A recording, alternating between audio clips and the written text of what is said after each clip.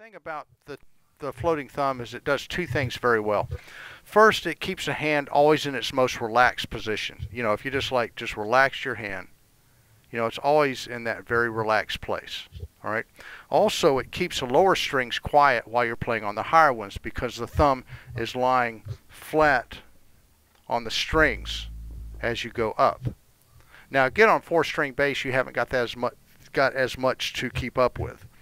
But basically, when I'm playing on my E string, now this is going to sound different because I'm going to do on the bottom four of my bass because my right hand will do the same thing as yours would on a four-string. Okay. So when I'm playing on what would be your E string, my thumb sits on the pickup, just kind of laying flat there.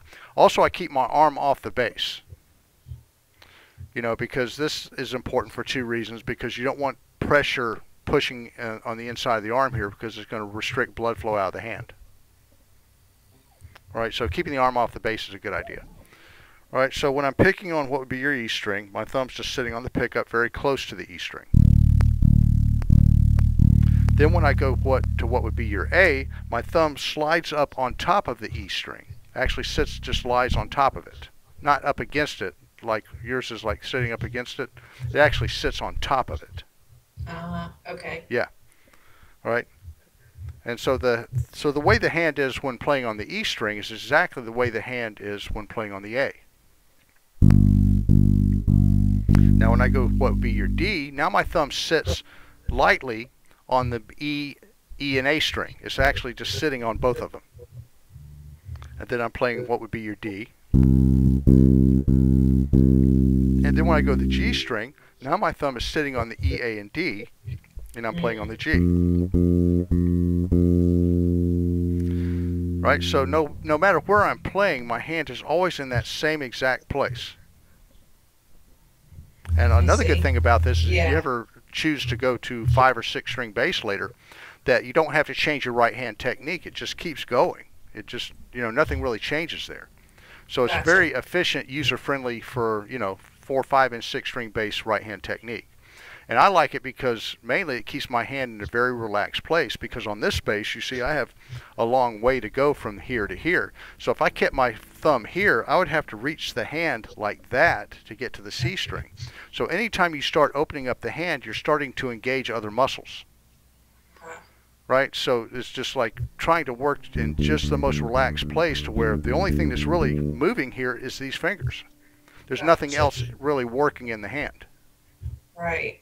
Right. So this is just a very efficient, relaxed way to do it. And it's called the floating thumb because the thumb floats on top of the strings as you go up.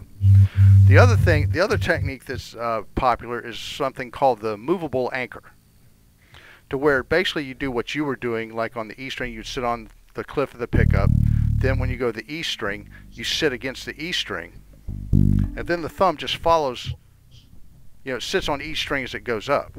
Now the problem is like when you're playing on your G string, your thumb would be sitting on your D and probably touching the D and the A, but nothing's keeping the E string quiet. That's a disadvantage of this technique.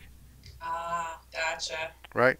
And then there's something called the fixed anchor, to where you just plant your thumb somewhere, and then the hand just moves this way to get to everything. That's a lot more work. I feel it. Yeah, and plus you have no muting techniques. You have no muting, availability to you. Gotcha. All right, so in work, it basically, you think about what you want to do and which one of these you want to use, and just start working on it, and then you'll have to deal with the muting issues as they come up. But with the float, I think I'm gonna go with the floating thumb. It just seems like the best. I think it is. I think it is. I actually played with the kind of a movable anchor to a degree, and I used my second and third fingers to touch other strings. And I was working real hard. I mean, it worked, but I was working 5 times as hard as I needed to. And so I actually it almost took me 2 years to reorganize my right hand because I'd been playing 30 years the other way. Oh, right. So I mean, it was like, it was a long, tedious process to change that, but I knew I needed to do it, and there would never be a good time. At this point, so I either decide to do it or let it go. So I went and said, okay. I went to the guys in the band and said, okay, it's going to be it might be a little rough here for a minute, but I'm changing some stuff around. But now I'm really glad I did it. It wasn't an easy process. But you know, you have a lot less muscle memory to turn around, so this would be a good time for you to do it, or whatever you decide to do, it'd be a good time to really do that and find the thing that's really going to work for you. Okay. And you know, play as much that way as you can. There's always going to be things that you'll change about a technique to achieve a musical result. You know, but I call my floating thumb my default position. In other words, when my hand goes back to its most relaxed place to where it likes to be, that's what it is. But I might change it to, you know, achieve something. But as soon as I'm done with it, I go back to the default position.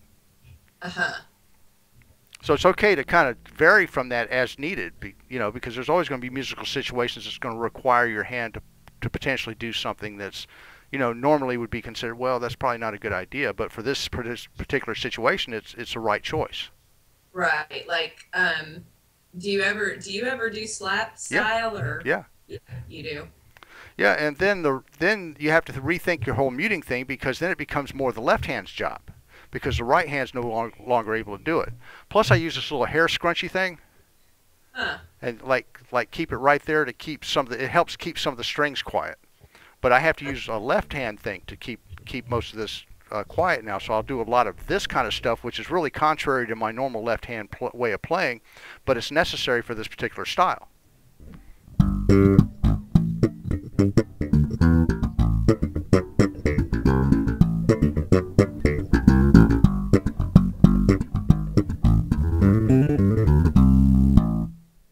So I'm doing a lot of